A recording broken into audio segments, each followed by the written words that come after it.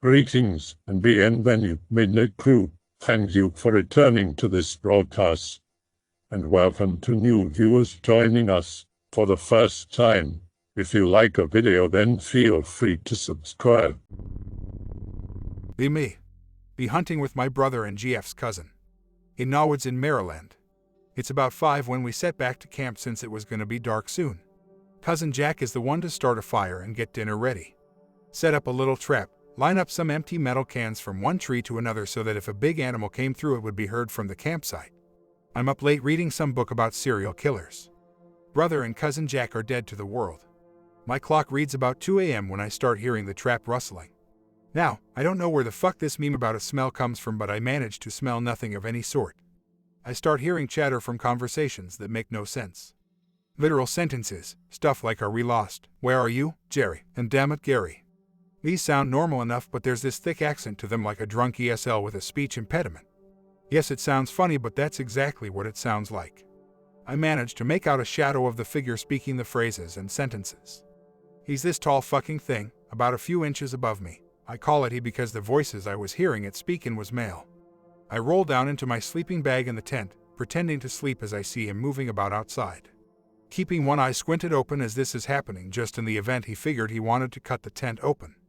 No such thing happens, but I hear hands grazing up and down the tent like he's getting a feel of what it's made of. "Oh my God, George," I hear him shouting in that same drunk-like slurring. This takes place in the span of 15 or so minutes. The next morning we're taking turns getting washed up when cousin Jack comes storming into camp all pissed the fuck off. "You guys think you're fucking funny, don't you?" We ask him what he's on about. He says we were out in the woods calling out to him like we were in trouble. We argue it's neither of us. I don't bring up the monster-like figure I saw. Later in the morning I'm down by the river. I see this fucked up looking deer. Best way I can describe it is it looked like its legs were in some fight with a weed whacker and lost. The face of this deer looks misshapen, like it's incredibly deformed. I stare the deformed looking deer down for a few moments before I see it walk away very nonchalantly. I don't tell them about the messed up looking deer, but they said I was calling out to them from the river. I tell them I was doing no such thing. There's this sense of dread in a patch of woods we're traversing. My brother and cousin Jack felt it too. If I wasn't armed I would be pants-shittingly terrified of where I was. That's where we see the deer again. The wrong-looking deer. It gallops off into the distance like it didn't want us to see it. Cousin Jack follows it thinking he could at least shoot it. He fires off about 4 shots in the deer's direction. We see 2 of them hit it. Nothing, it didn't react to them. It disappears after a few minutes of watching it walk off. We trail the deer for a bit to see if it keeled over, but no body was found. As we're headed back to camp later that afternoon, we hear a man's scream. It's in several different directions and has us all on edge. We're aiming in the directions of the screams. They're all a blend of different voices. Tones. None of this gargled crap people talk about. They seem to be perfect replications. We make a run back for camp after this. We're very unsettled and uncomfortable with what's happened all day. Then we hear the cans knocking about. All 3 of us head for where we heard it. Nothing but my brother shines his flashlight in the direction he hears some chattering. It's this tall figure, looking like a mix of deer, human, and something the fuck else. It's built like a bodybuilder and is muttering phrases. The sighting lasts about 5-6 seconds before it darts off when me and cousin Jack shoot at it. We're keeping watch all night after that. We decide to pack up the next morning and get the fuck out of there. We're getting everything when it dawns on us we're hearing something or someone call out to us. It sounds like he can't decide which voice he wants to use. We dart off for the truck which we drove to get out there in the broad daylight when we see the figure again. It's watching us leave, tilting its head. I've been back out to the woods after this. I keep a knife and a gun at all times.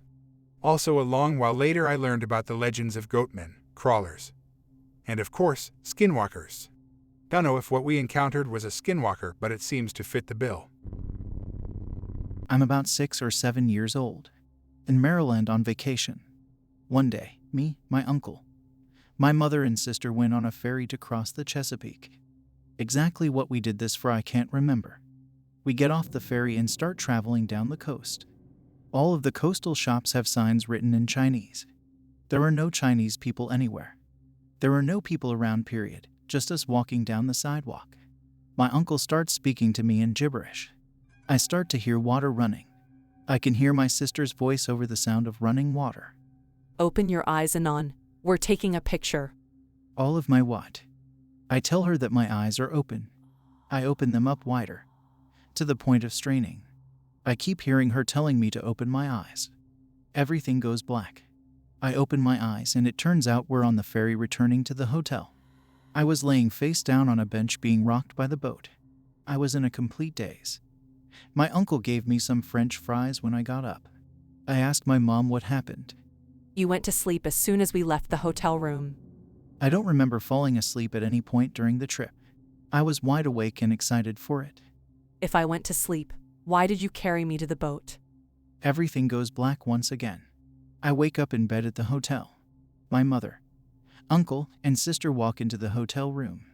I ask where they went. They boarded a ferry to cross the Chesapeake. They didn't wake me because they thought I wouldn't like it.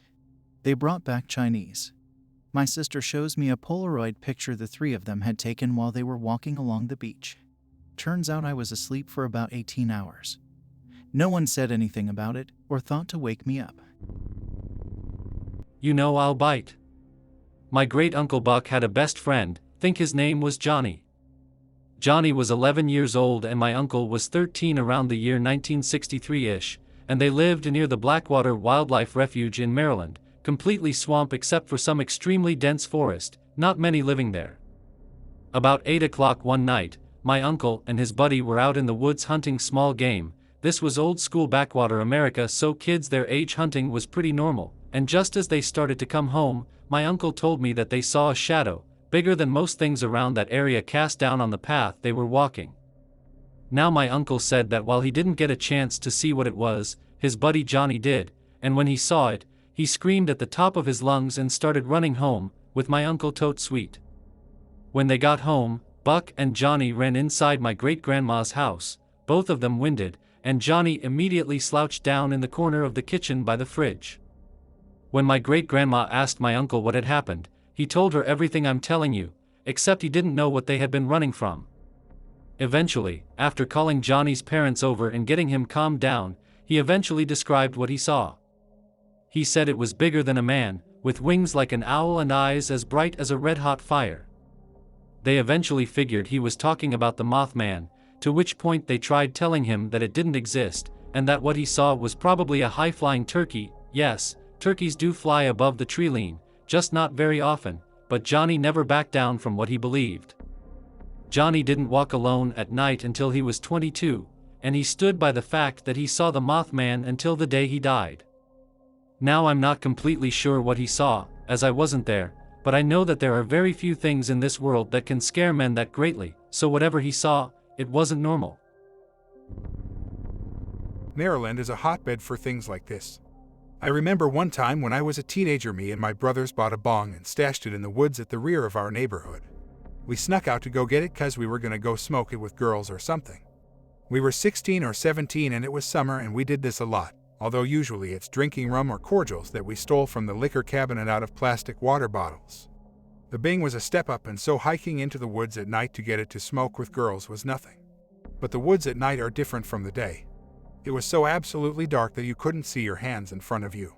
You could only make out stars between the leaves of the trees. At the time we all had Nokia flip phones and the only flashlight we had was the shitty little LED screen of the phone. I remember we would dial a few numbers just to make the background turn white, making it a better flashlight.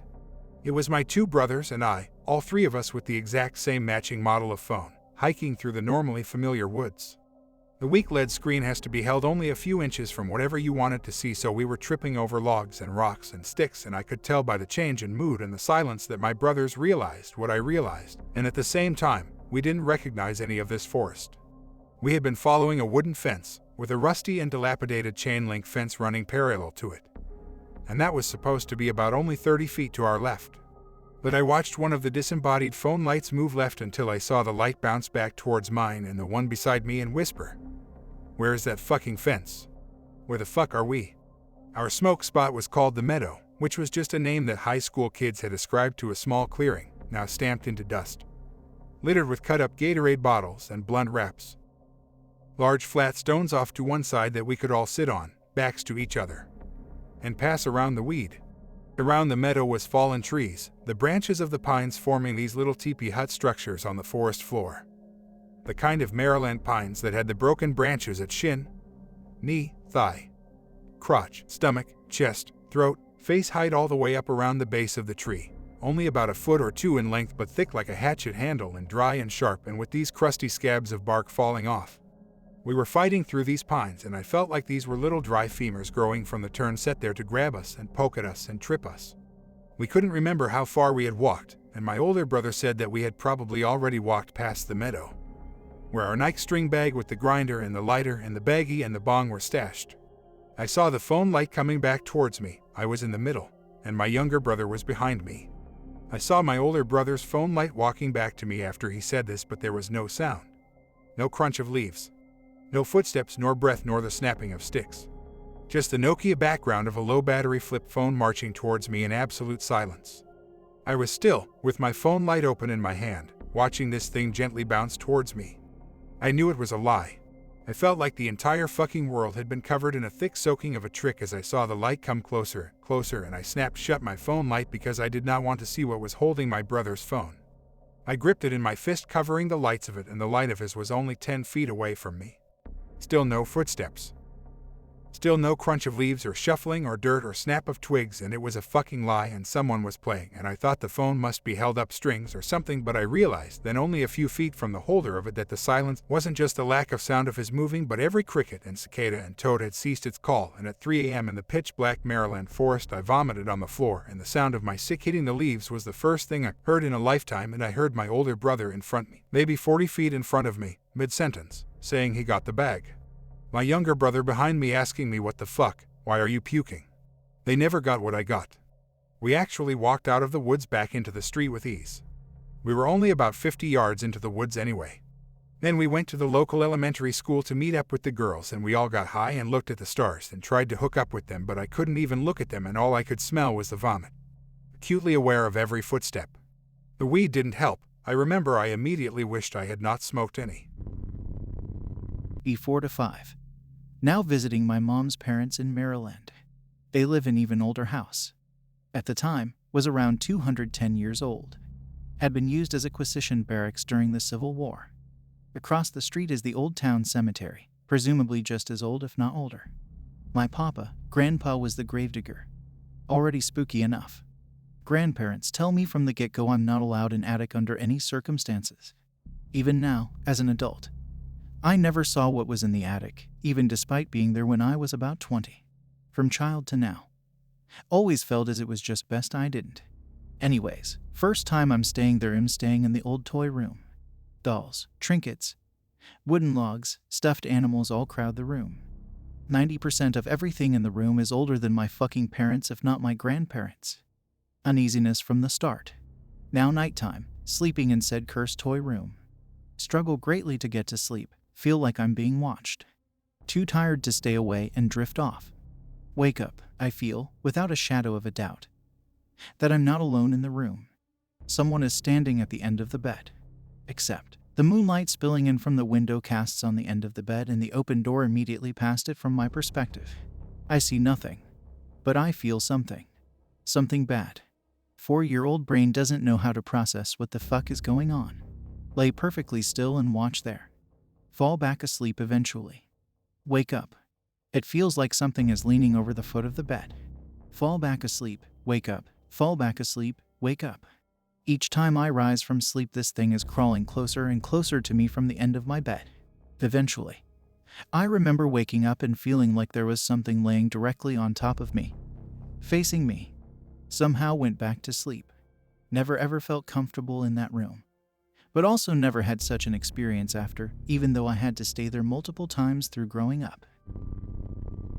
Me. College student home on break in Maryland. Have a couple of friends back home who are also into urbex. One of them tells me about Patapsco State Park. Apparently there's some cool abandoned churches there. Plus other interesting stuff. Make plans to go there. Plans fall through. Friend has to do something else that day. Fuck it. I'm not gonna be back home long enough for us to make another plan. I'll just go myself. It's a bit later in the day than I'd planned on account of waiting for the friend. Get there at about 4 p.m. It's mid-November, so the sun's already kind of getting low-ish. Park the car and start hiking. First church is easy enough to find. A big white Protestant structure right off the parking area. Spend a bit of time fucking around in there. Climb a bit into the steeple. Go down the trail and find more shit that my friend said was there. Check out an old water cistern. Check out an old car in a ditch. Check out another old car in a ditch. Yo, wait, there's even more up this way. Look up and see the other church. This one makes a much nicer ruin. 100% stone, Catholic construction. Name is St. Stanislaus Kostka Catholic Church. Pics are related. About 6 by now. Valley's not in direct sun anymore, but light's still pretty good. Go up to the church, find one guy there with his GF smoking weed. Give them a bit of light-hearted shit about it while I check out the church. I'm an architecture friend. Sue me. Eventually Guy and GF leave to go home or something. Notice a few stone blocks lying off in the woods a bit. Go to check those out thinking they're from the walls or something. Realize they have writing on them. It's a cemetery. Start trying to read the graves. Hear a voice from off in the woods. Hey, man, what you find there? Think it's Weed Guy again. Abandoned cemetery. Pretty cool, right? Look up, it's not Weed Guy. Some guy in black sweatpants, black hoodie, black baseball cap, and sunglasses, even though it's getting dark, is standing there. I looked at him, kind of raising an eyebrow. Yeah, man, can I come see? I mean, it's not like I'm stopping you or anything. The guy laughs a bit, kind of strange, can't describe it too well. Seemed a bit deep and to go on too long. Yeah, but seriously, it's kind of hard to get in here. Can you help me a bit? The area by the cemetery is kind of thorny. I'll give him that. Yeah, I. Get up, look over to him. There's no thorns barring him from getting in. He could literally just walk over to where I am. Step back a bit and keep staring at him, trying to figure out if I'm gonna get knifed out here by a psycho. My friend's the one who always carries when we're urbexing. I'm never in Maryland long enough to make it worth getting the concealed carry permit. Guy thinks the hesitation is funny. Starts laughing again. What's the matter, man? Are you scared or something? Yes, no, he thinks this is even funnier. Come on, I'm not trying to hurt you. Just say I can come in and we're good. He's been kind of shuffling his feet along a sort of invisible line this whole time. Follow the line with my eyes. It matches with the line between a few of the cemetery's corner fence posts that are still intact. Realize I may be in over my head here. Still, he can't enter. He grins and takes off his sunglasses. I said I'm not gonna hurt you. I just want to get in there. Just say I can come in. It's dark enough by now that I figure it's a good time to turn on my cell phone flashlight. Plus, now that his face is unobstructed, I want to get a better view of it. His eyes are dark, like 100% black. In the strong light of the flashlight, I can see through him to the woods beyond. Are you a ghost? Kind of. Don't like the sound of that. Take a seat on the ground. Figure as long as he can't get in. I'm safe right here. Guy no longer looks like he's thinking this is quite so funny. So you're not gonna let me in, I take it. Probably not. He crosses his arms and takes a step back from the cemetery border. Kind of shrugs. Well, it's not like you're the only one. Fades away right in front of my eyes as a strong wind picks up. Tree branch cracks and falls maybe 20 feet away from the cemetery border. Not gonna fuck with that. Turn off phone light to save battery. Stay inside that cemetery for another 2 hours. Finally head out at about 10:30.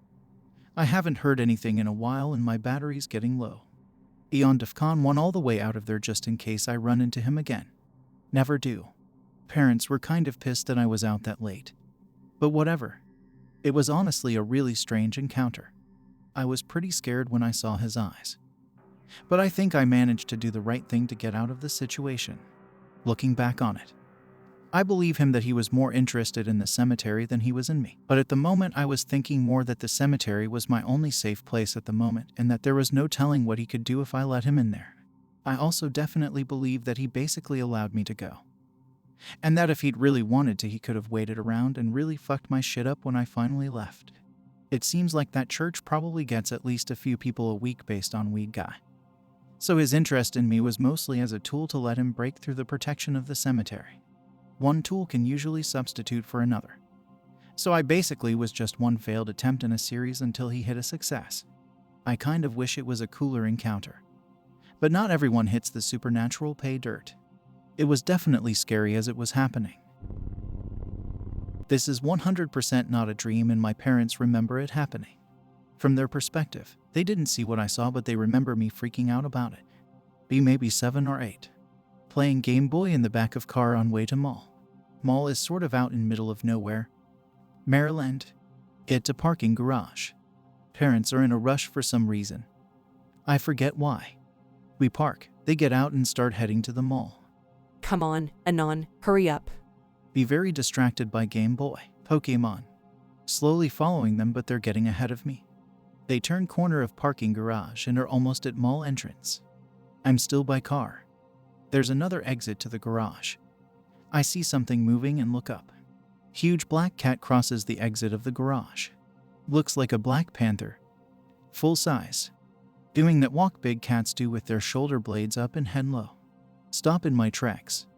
Watch as big cat crosses exit and goes out of view. No mistaking it, crystal clear. Middle of the day. You dumbass idiot. Go towards it, run over to other exit and look around corner. There's a field of tall grass next to garage. Big cat is sitting in it licking himself.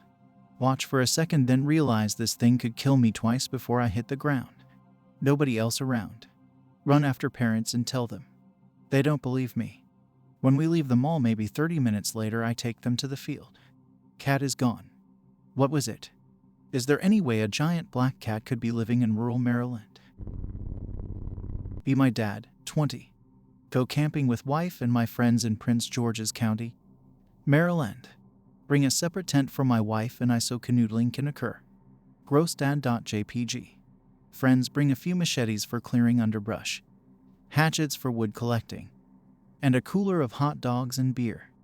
One friend, we'll call him Soeder, is an alcoholic. This fact will come into play later in the story. Prince George's County is known in Maryland to have the Goatman. Not the kind that always appears on X, but traditional head of goat. Axe murdering kind. A certain bridge in particular has been host to a lot of sightings of the Goatman and a Satanist cult that worships under it. This is precisely why they went. They make the bridge and set up camp down in the woods on one side of it. Tent montage.exe. Eventually night comes, and after weenie roasting and fire dampening, they hit the tents. I'm gonna skip the part where my dad went into detail about just what they were doing in the tent. It's now deep into the night and my dad heard something moving around in the campsite. Walks into the moon, sees the silhouette of a goat's head against the wall of his tent. He said that as it got closer, he could hear it sniffing. Like a really deep sniff.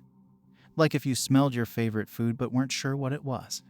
My dad said, and I quote, I was the darkest one in our group, so I'd be damned if I'd let it kill me first. He hears screaming, and when he sits up he can see the silhouette of the friends running out of their tents. Drunken Soeder falls and starts screaming. My dad grabs one of the hatchets next to him and opens the tent door. The thing turns around and my dad says, It looked like the fucker all right, but it had bigger horns and a bit of a tuft on its chin. Soeder gets up and runs, but does a 360 and grabs the cooler before taking off down the trail. It looks back at Soeder running, and then back at my dad, and screams at him.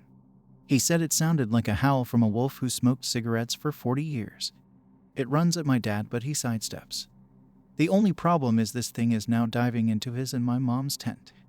She screams and my dad helps her out, but the Goatman got tangled in the blankets and clothing. She takes a jacket and ran off down the trail. Meanwhile, my dad is trying to keep his distance and swing at it with his hatchet. It kicks his fingers, but finally it starts to crawl out of the tent. As it's crawling, my dad starts chopping at its back. Before he can keep on chopping, it started jabbing its horns at him. It cut his arm, but he says that was the extent of it. It made it to its feet and started limping away. So my dad started down the trail to catch up with my mom and their friends. They're all standing on the bridge. Meanwhile, Soeder is getting drunk as hell with the beer from the cooler. My dad's walking up, and according to my mom, he had blood all down his arm, but my dad doesn't remember it. Everyone started blabbering about the whole shebang. But Soeder had a machete, and according to what he told my dad afterwards, he thought he was it. Soeder swung at my dad, and my dad brought his hand up to protect his head, but he got hit pinky chopped at the tendon. Everyone screaming, and my mom blacked out. But according to what their friends told my dad, they drove him to the closest hospital they knew about.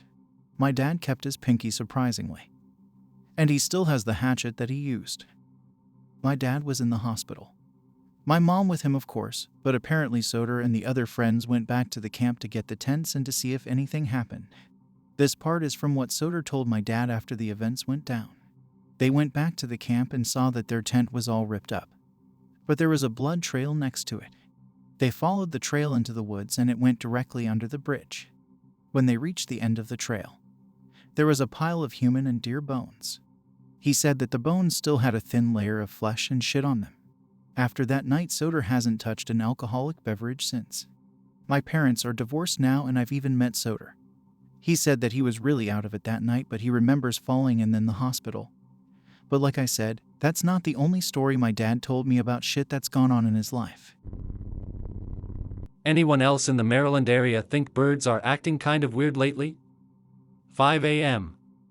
Wake up, let the cat out so he can go to the bathroom, hunt food, eat ikitera. I put cat food out for him, but he seems to prefer the hunt. Couple birds on the lawn, a bit more than typical, but not a big surprise when you live in a rural area. I've had much more at a time. Cat runs over to one, moderately paced. Bird doesn't seem to react. Cat doesn't do anything at all, just stares. Go out, get closer look. Bird barely notices either of us.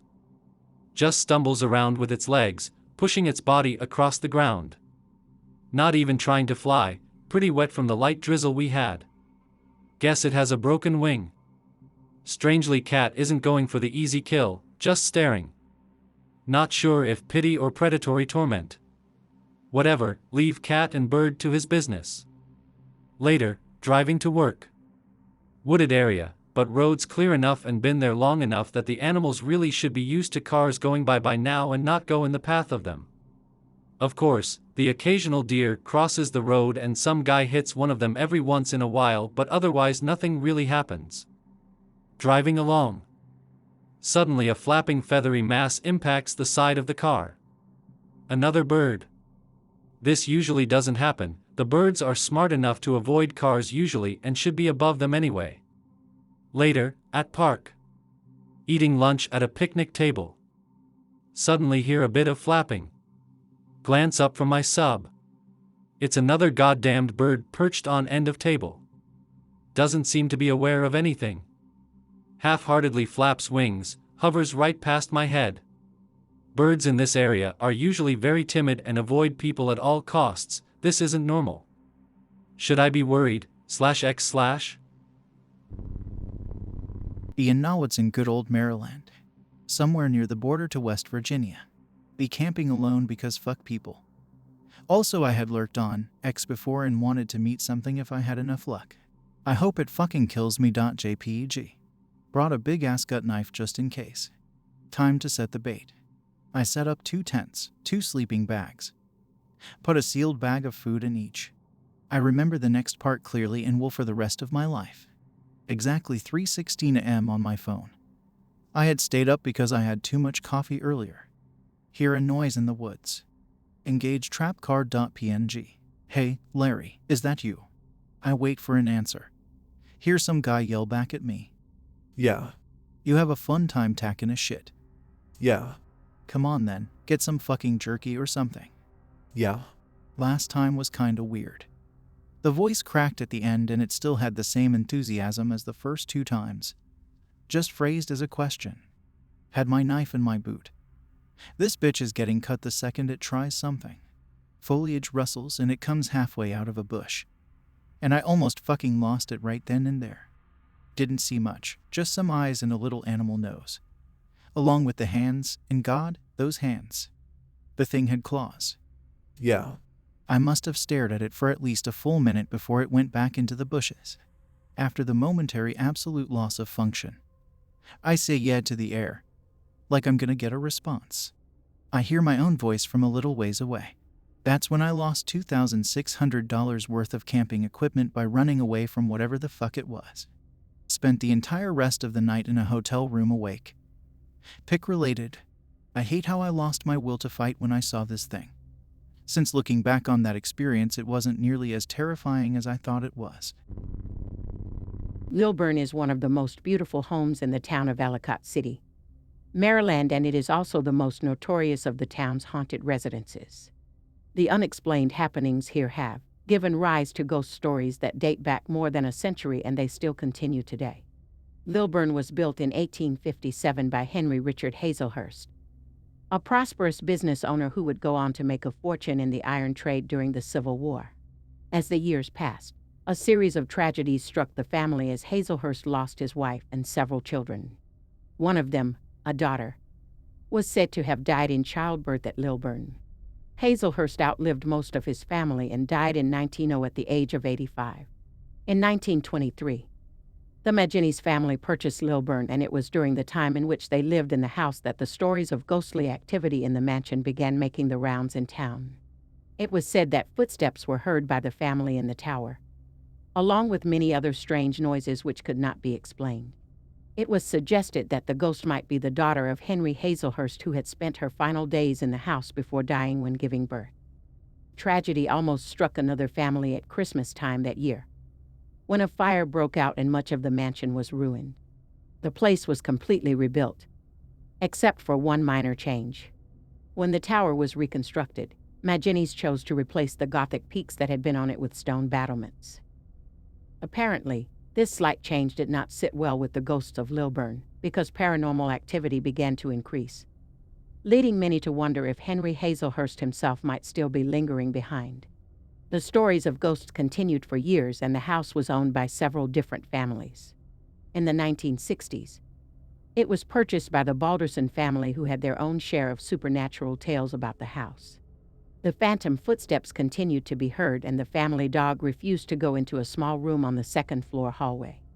On another occasion, a heavy chandelier in the dining room began swinging back and forth during a party, startling many family friends. The windows in the tower refused to stay closed, and at one point, Balderson resorted to tie the windows shut with a heavy rope.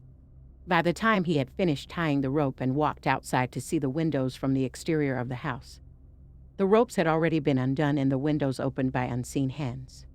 A housekeeper for the Baldersons claimed to hear a child crying in the house and also to have smelled a man's cigar in the library, even though there was no one else in the room. She also claimed to see several apparitions in the house, including the shadowy figure of a man and a girl in a chiffon dress, walking down one of the hallways. Following Balderson's tenure in the house, it was purchased by Dr. Eugenia King, who lived there with her son. They also reported problems with the tower windows and a repeat performance of the chandelier in the dining room. An additional occurrence took place when a vase of flowers suddenly turned upside down and emptied itself onto the floor. In 1983, the house was purchased by another family, who restored the house and made some major renovations. They claimed to have no encounters with the supernatural occupants of the house, and yet by 1988, it was on the market again. History of manifestations. In Ellicott City, Lilburn Mansion's ghosts have been made public knowledge since the 1920s, with new stories being added to town lore throughout the years. In a small town, news travels fast. The mansion was ruined in a fire around Christmas of 1923, though the new owner, John Maginnis, and his family got out safely. The mansion was completely redone, with the only structural change being the steepled Gothic tower. The Gothic peaks were taken off and stone battlements, similar to the top of a castle, were put there instead. This change didn't meet the approval of the discerning unseen presences, who before this took place were unnoticed residents. The active manifestations began in earnest during this time, as entities don't like change of any kind. Being rich in the 19th century didn't guarantee that family members wouldn't fall victim to circumstance or disease or dumb human accidents. The Hazelhurst family lost several children. One daughter died in childbirth in this home. Mrs. Hazelhurst died as well. In fact, most of the Hazelhurst family died before Henry Richard Hazelhurst finally received his eternal rest, or is he still residing in this mansion? Perhaps members of his family stayed to keep him company. Manifestations. Entity of a small child. This little entity makes its presence known by crying in an upstairs bedroom. One family who lived here reported that their dog was afraid to enter a second-floor room off the hallway. Entity of a young girl. Housekeepers have seen an apparition of a young girl wearing a chiffon dress. playing in various rooms of the mansion. This entity of the same young girl was seen walking down one of the hallways with an entity of a man. Two ghosts seen together. Sounds like a father-daughter duo. Entity of a man. The form of a male apparition once materialized in a doorway right in front of a witness. The aroma and sometimes the actual presence of cigar smoke drifting through the air is noticed in the library. Manifestations in the dining room. The heavy chandelier in the dining room began to swing with vigor during a 1960 family event, which surely livened up the party. This chandelier did the same thing in front of a future owner who lived here several decades later. A vase of flowers elevated off its stand and turned itself over, pouring the water and dumping the floral arrangement on the floor. Manifestations in the tower area. The sound of heavy footsteps climbing the tower stairs is heard by the living. The windows in the tower area open by themselves, sometimes refusing to close. One energetic resident even tied them down with rope. No sooner had he come outside to see the efforts of his labor. The windows were untied and open once more. Still haunted. Yes, indeed. The entities who reside here coexist with the living and get their chuckles on occasion but never hurt anyone. Summer of 2001, right after my 12th birthday. Traveling to Maine from Georgia for a family reunion. Stopped for the night at a hotel in Maryland. We're all tired, immediately go to bed once we get our room. Can't sleep because I have to share a bed with my sister and she's impossible to share a bed with. Glance up at the clock and see that it's almost 5 in the morning. Try to sleep, manage to begin to drift off. Jolted awake by a scratching noise coming from the other side of the far wall. Lay there for a while, listening and wondering what it was.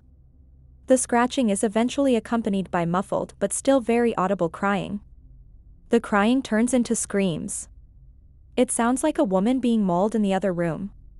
It's loud enough that it wakes my sister and parents up. Dad leaves the room and bangs on door. The screaming doesn't stop. Comes back in the room and says we're leaving. On our way out, an employee shows up. Other guests have come out of their rooms as well. Apparently one of them called the front and told them. Everyone stands around as the employee opens the door. As soon as he does, the screaming stops. Look inside and see that the windows are closed and locked. Everything in the room is on the floor. Employee comes back out, tells everyone to come with him to the lobby.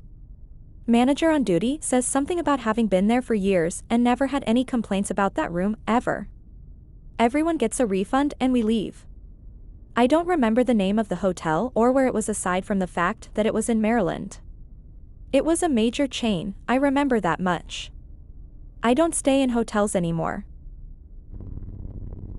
About 2 years ago, bumming around on the beaches of Maryland playing guitar for money. It's senior week, so quabbed the sublime covers. Had a good night, went to local's house to buy pot and grab a 40. All is well and I meet up with Trash Bro. He played the trash can drums. We were hiding out in the dunes around Ocean City, Maryland. Small fire, 2 single tents. We smoked, drank our 40Z and ate. Then bed. I'm woken up at about 3 a.m. by rustling around camp. I jumped out of my tent with my beating club in fear I'm getting robbed again. All I see is this man sitting by the fire. He turned around to see me. He was old, dirty. But what was odd was his clothes looked new. Not 20th century style, but old school, dirt bowl hobo. This guy was right out of a Woody Guthrie song. Sorry fella, didn't mean to scare ya. Can I stay by your fire? The name's Nasty George. Sure, why not? Jiff. I see him notice my guitar. You play. I dabble in the arts myself. Mind if I try? Hand him my guitar. And this guy just breaks out the most entrancing blues I've ever heard. That style, that technique, that smoothness. The night went great from there. We laughed, smoked some pot and shared experiences. No matter how loud we got. It never woke up Trash Bro, who's a light sleeper. The sun's about to come up and I asked him if he wanted to smoke another. Sure, pal. Went to my tent only for a second, turned around and he's gone. No footprints. No sounds, just gone. I had more fun in those 4 hours I chilled with him than my entire time in Maryland. The Maryland Goatman legend. The Maryland Goatman is described as a hybrid creature. part man and part goat. According to those who claim to have seen it, the legs and feet resemble that of a goat, the upper body of a man with a horned head, and a body partially covered by fur. A height is generally described at 7 to 8 feet and a weight at 300 to 350 pounds. Below are a few of the documented sightings. June 1963, Huntington, Maryland. A young couple were wailing on Zug Road when they observed a peculiar creature staring at them from the edge of the woods. The woman described it as a tall, ragged animal with human-like features. April 1971, Huntington, Maryland. A farmer near Fletchertown Road reported seeing a large, man-like creature eating the remains of a pig. When the farmer approached the scene, the creature ran off.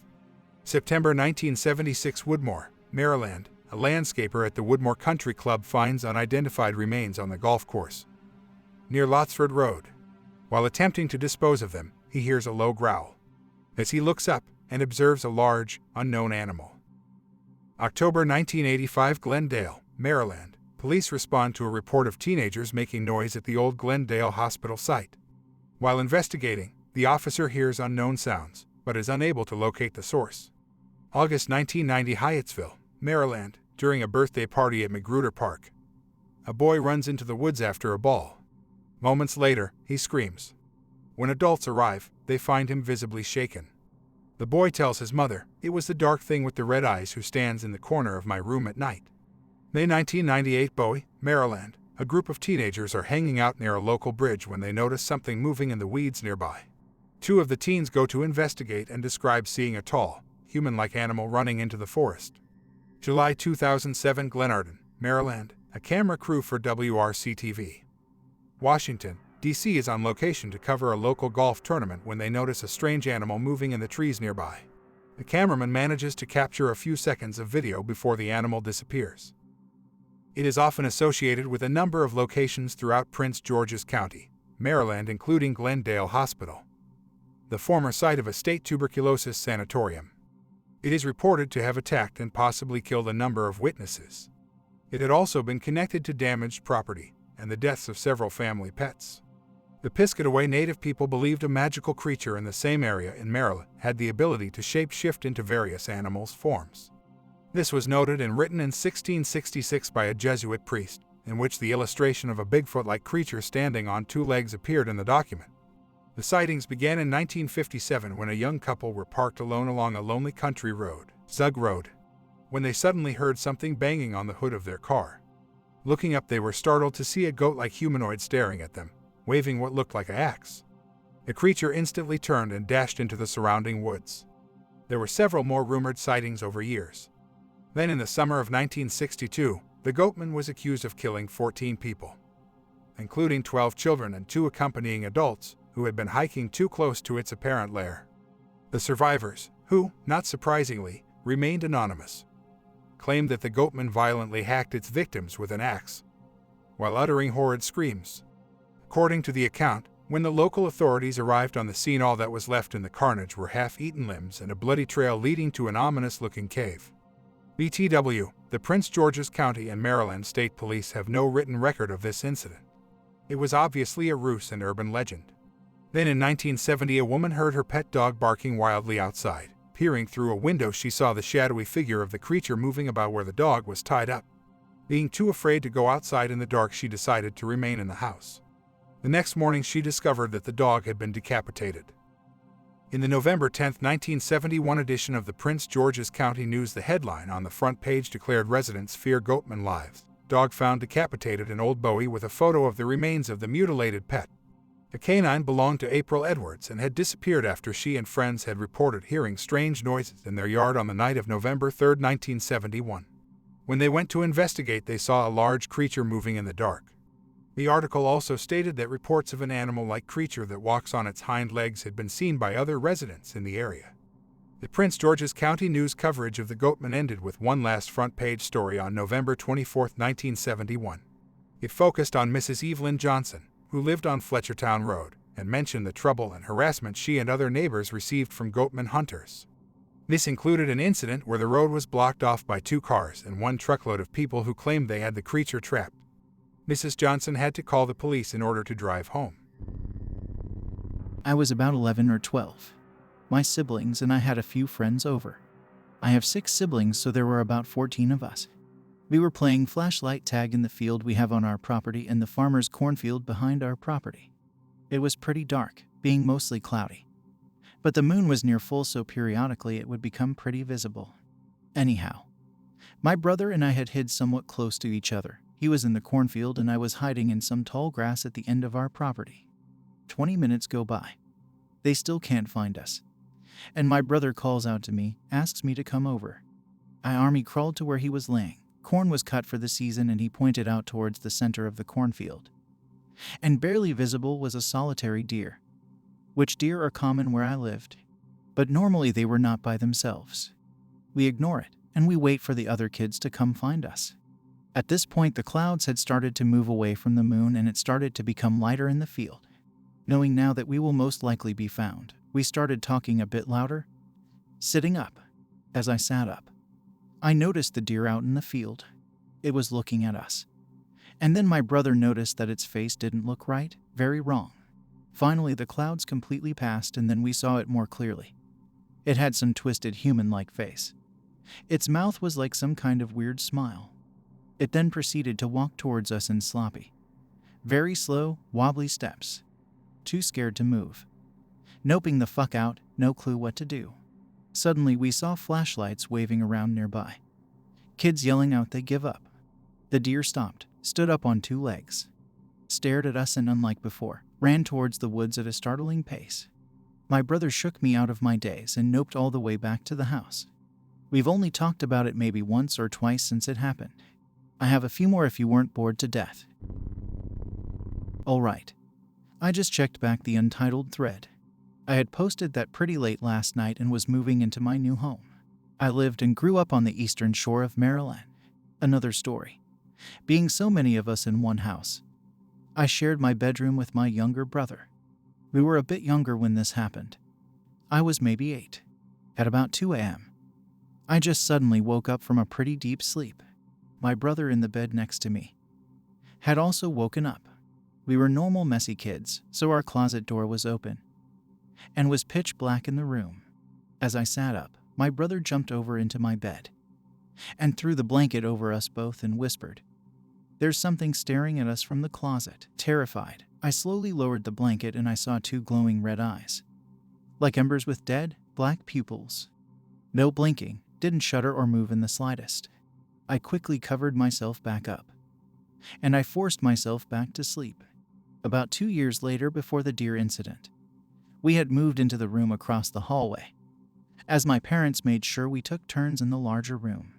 We had upgraded to a bunked. I took bottom, as I was prone to rolling off like a big, dumb ragdoll. Anyway, I stayed up late playing video, and finally called it a night. My brother was with a friend, and was stuck there because of a windstorm. I looked out the window, because branches had been tapping all night. I rolled over and wrapped myself in my Jurassic Park comforter. No sooner did I do that did the branches start tapping quite loudly on the window. I decided that I would try to reach out and snap off the branches to make it stop. I flung my blanket off and rolled over to see those red, glowing eyes, this time accompanied with a silhouette of damn thing. It was tapping on almost a rhythm, never blinking once. I then noticed it was hanging by one of its arms, tapping with the other. The fingers were kind of long, nothing insane, but the claws at the end were crazy, honed down to a needle-like state. I couldn't see the rest of its body, but it looked almost like a big sloth. After a minute or two, I slowly moved towards the window and pulled the blinds shut, noped back to bed, and went to sleep. When my brother came home the next day, he told me he saw that thing again as well. Except he was in his friend's basement and it was not tapping, but trying to work its claws under one of the ground-level windows. We haven't seen it since, but not really looking forward to another stare-down. More. I have several more. Some happening to me and one to my friend 3 houses down. When I was 16, a crazy old homeless lady had posted up shop in the woods with little regard for other people's property. My mom was the first person to encounter her. Working the night shift, she usually left closer to midnight. She started backing her car out of the driveway when this woman came walking behind her from the backyard. My mom got and had some words, but the woman didn't acknowledge her and kept moving on. This happened every night for 3 months. And the same thing every time, even with my dad, who is 6 feet 3 and 250 pounds. They just didn't exist in her world. One night I had come home from working at the cheesesteak place across the street. My dad asked me to feed and water our 2 German shepherds. I walked out and opened the gate to their kennel. It was quite spacious and mostly grass for the animal lovers. But they hadn't come up to me like they normally do. I shrugged it off, grabbed their food bowl, turned around, and she was standing in the gateway staring at me. Me being the idiot teenager started cussing and yelling at her to go away. She took a step towards me, wearing an entire yellow suit of rain gear, with long dirty fingernails, barely any teeth, crazy matted hair with leaves and dirt who knows what, and I shit you not, a Winnie the Pooh backpack. I told her, get out of here. You need to go fuck off, etc. Then she actually says something. Well, whispering, it's in the woods. Over and over until finally she stops and just walks away. Like I didn't exist, like she did with my parents.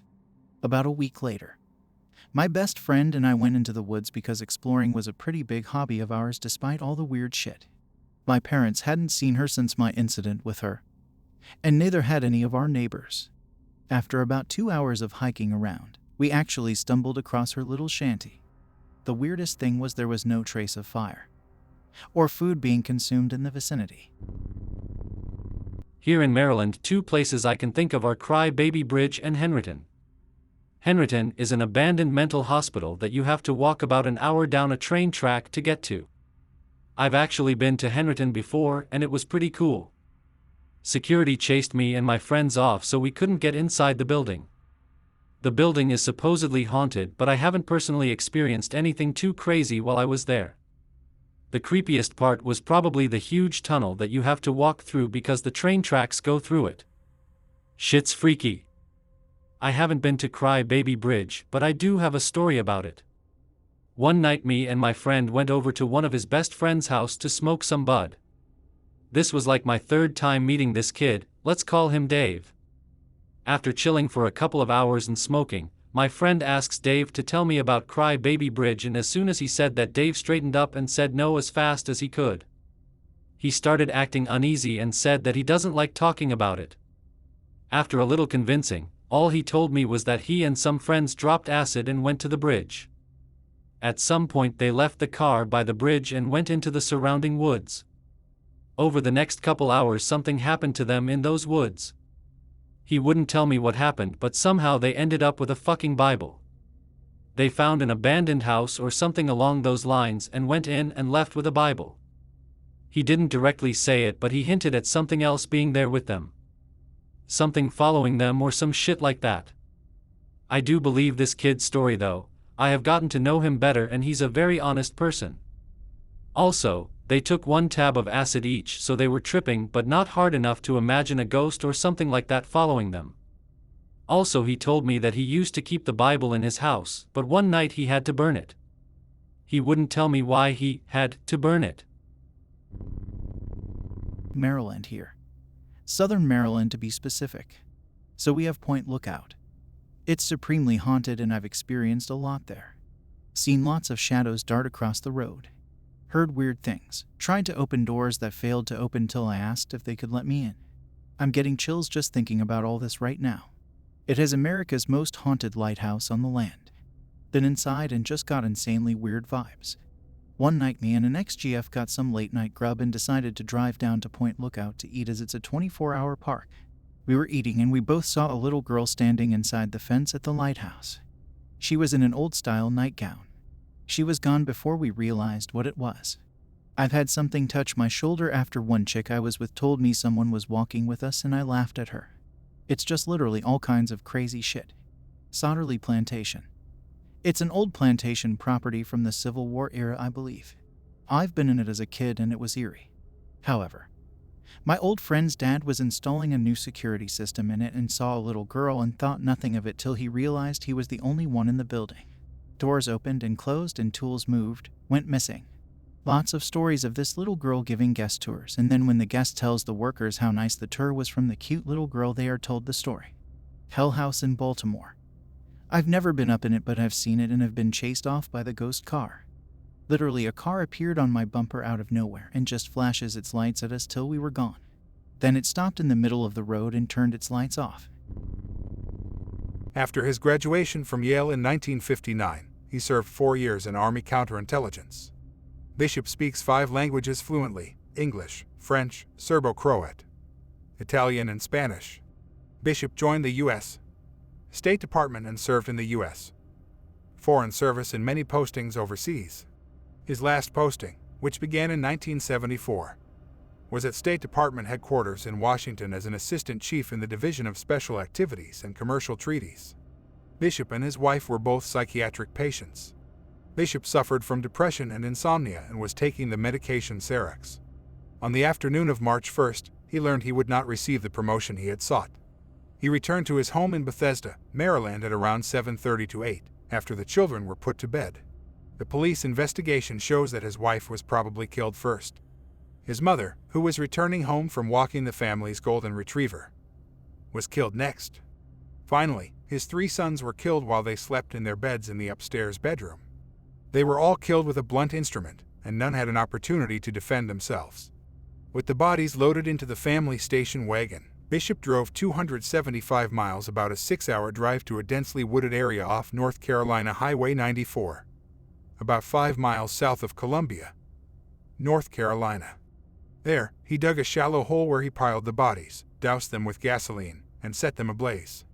The next day, March 2nd, a North Carolina State Forest Ranger was dispatched by a spotter in a fire tower to an area where smoke was rising from the trees. The ranger discovered the burned bodies and a shovel with a label from a store at Montgomery Mall. On March 18th, the Bishop family car was found abandoned at a campground in the Great Smoky Mountains National Park, about 400 miles from the Columbia area pier. The car contained dog biscuits and a bloody blanket. The spare tire well in the trunk was full of blood. On March 19th, a grand jury indicted Bishop on 5 counts of first-degree murder and other charges. Evidence included his disappearance, the sighting afterward in the vicinity of the bodies, and bloody stains inside the family home that matched both his fingerprints and the blood of his family members. Bishop had approximately 1 week of advance time before the authorities even began looking for him and could have traveled on his U.S. diplomatic passport. Because of the methods of air travel and immigration in 1976 throughout much of the world, he could easily have avoided leaving a paper trail of any kind.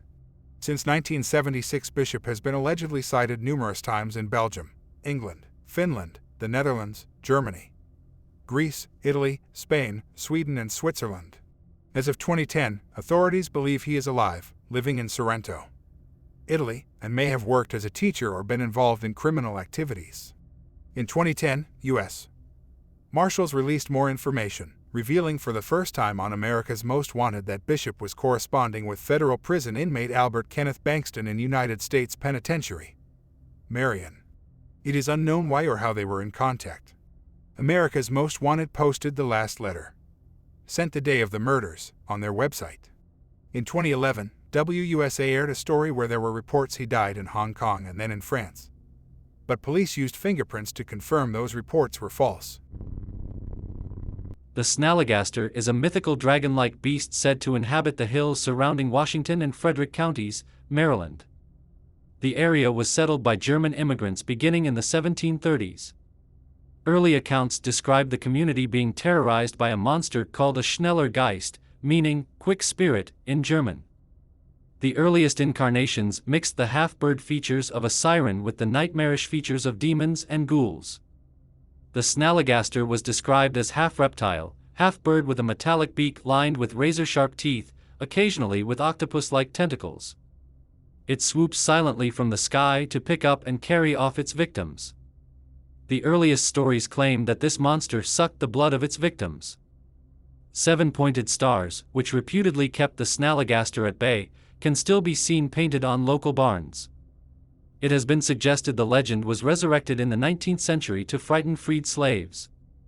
Newspaper accounts throughout February and March 1909 describe encounters between local residents and a beast with enormous wings, a long pointed bill, claws like steel hooks, and an eye in the center of its forehead. It was described as making screeches like a locomotive whistle. A great deal of publicity surrounded this string of appearances, with the Smithsonian Institution offering a reward for the hide. U.S. President Theodore Roosevelt reportedly considered postponing an African safari to personally hunt the beast. In 2008, author Patrick Boyton published a book about the history of the Snallygaster entitled Snallygaster, The Lost Legend of Frederick County. The Snallygaster has one widely known enemy, called Dwayyo. The Dwayyo is reported to be a mammalian biped with features similar to a wolf, but the stance and stature of a human.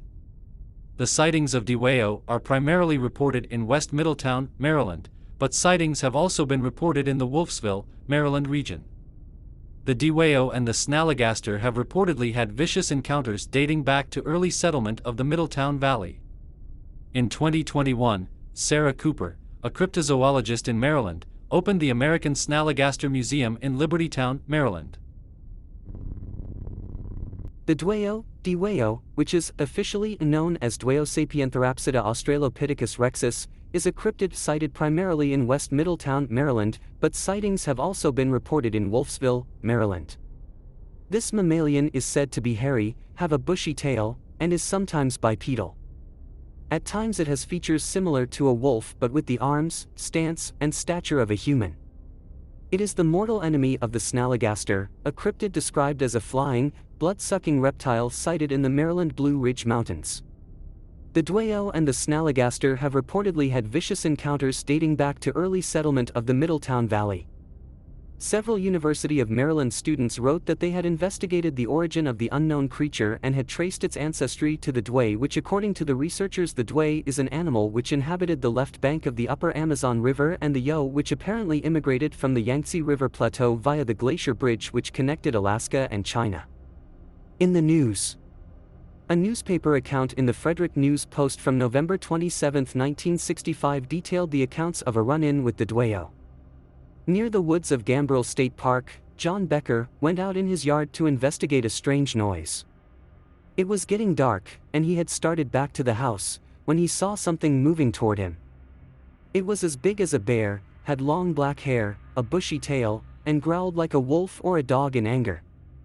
As it got closer, it stood up on its hind legs and attacked him. Becker fought the creature until it ran into the woods, leaving him, his wife and children in horror.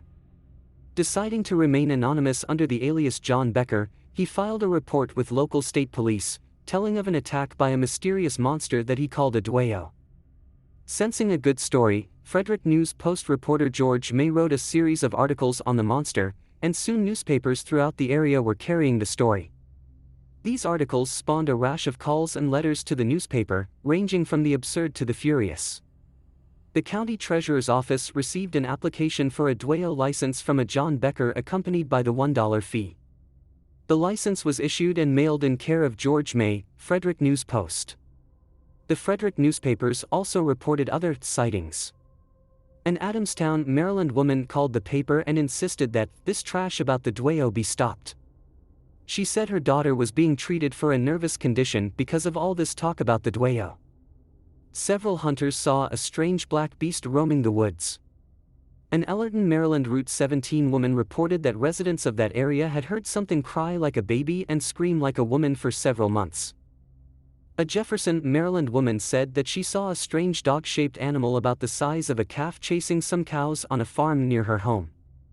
However, investigations by local and state police turned up nothing substantial in the John Becker Dwayyo story. By mid-December, the story started to fade. There had not been any sightings for several days, and it was suggested that the Dwayyo had moved on to another area.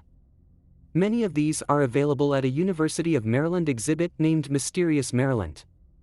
Here you can see life-size images of, and newspaper clippings about, the Dwayyo, a coyote/hyena-like legend from Frederick County, the Bunny Man, a hatchet-wielding man who dresses in a pink bunny suit and torments people in the DC/metro area, and the infamous Goatman, Maryland, a half-man, half-goat creature who has been spotted around PG County since the 1950s, and who some believe may actually be the devil himself. Annapolis, Middleton Tavern, one of the oldest buildings in Annapolis, originally built in the middle of the 1700s and purchased by Horatio Middleton. After his death it was then owned and operated by his son Samuel. Many famous historical personalities have been said to have stayed at the tavern, some of which being Thomas Jefferson, Benjamin Franklin, and the founder of our country George Washington. It is unsure to who walks the halls of the tavern, which is currently a restaurant and bar. But there have been many occurrences that seem to carry on in story. Whether it is the frequent plate flying across the room, to glasses falling off the bar's wall, as though they are being knocked off one by one, happenings seem to occur very often. On one occasion a table filled with empty dinner plates is unexplainably toppled over. And, on another instance, a restaurant employee witnessed a man in period clothing staring out onto the harbor, as though he was waiting for his ship to come in, and then as fast as the man appeared he disappeared. Shadows move across the rooms, and lanterns mounted on the walls are turned upside down. The witnesses love to tell their stories, and almost welcome whatever it is that is there. Glendale Hospital. This hospital had its heyday back in the early 1900s, but was abandoned in the late 1970s. The hospital is made up of 6 different buildings on opposite sides of the road. The hauntings seem to take place in the 2 structures closest to the road on your right. Most doors and windows have been broken out and abandoned medical equipment is scattered everywhere within the buildings. Sightings have included a large pack of ghost dogs, ghostly patients wandering the 2nd floor, and smoke coming from the crematorium. People have also complained of noises such as banging and yelling coming from the hospital walls, hear screams and sometimes laughter.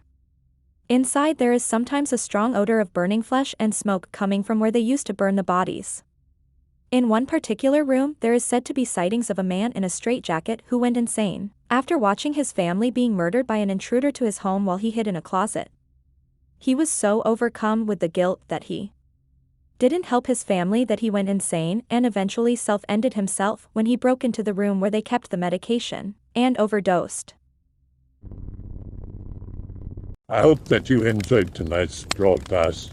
If you enjoyed tonight's story, then please subscribe to the channel as more green texts will appear daily.